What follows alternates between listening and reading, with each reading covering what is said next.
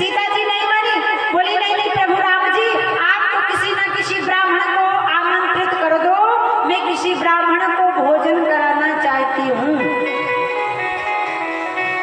क्योंकि भगवान को प्रसन्न करने के दो मार्ग हैं।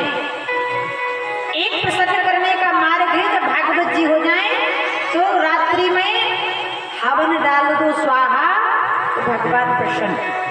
और दूसरा, किसी ब्राह्मण को घर में आमंत्रित करके बढ़िया खीर, मालपुआ, पनीर की सब्जी खिला दो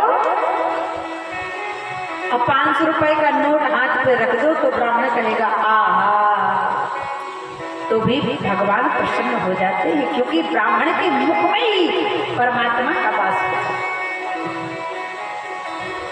सीता जी ने मानी, बोली नहीं नहीं प्रभु, आप किसी ब्राह्मण को आमंत्रित करो। तो भगवान ने अगस्त मुनि का ध्यान किया और कहा आइए बाबा, आपका निमंत्रण है और बढ़िया चकाचक खाइए। अब अगस्त मुनि आ गए। अब सीता जी ने 5-10 किलो की पूरी बनाई बढ़िया, इतना तो बाबा खाएगा और इसे ज्यादा अच्छी खीर, मालपुआ, रबड़ी, मिठाई, 56 भोग बनाए। आओ बाबा जी, निमंत्रण आप स्वीकार किए, बड़ी कृपा भई, आओ पधारो हमारे देश। अब राम जी ने इशारा किया, बाबा अच्छो चकाचक खाने, जब तक डकार ना आए तब तक ना आए।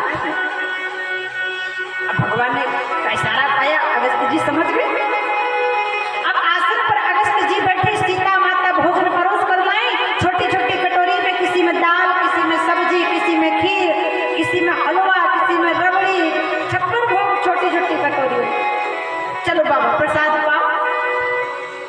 अगस्त जी बोले, इन छोटी छोटी कटोरियों में लेकर आई हो देवी, इन छोटी छोटी कटोरियों से क्या होगा?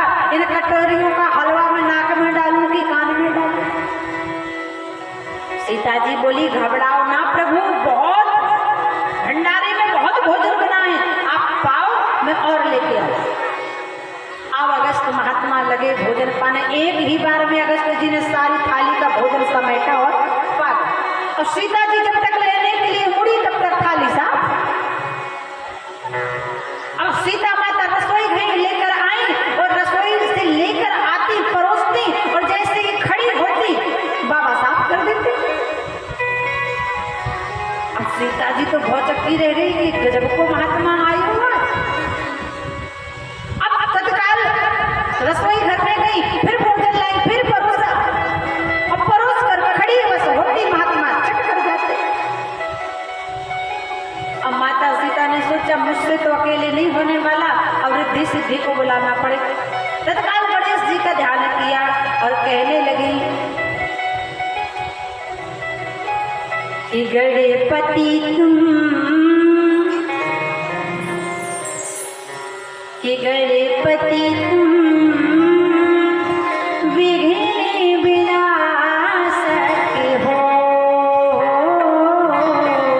गणपति तुम विघ्न विनाशक जय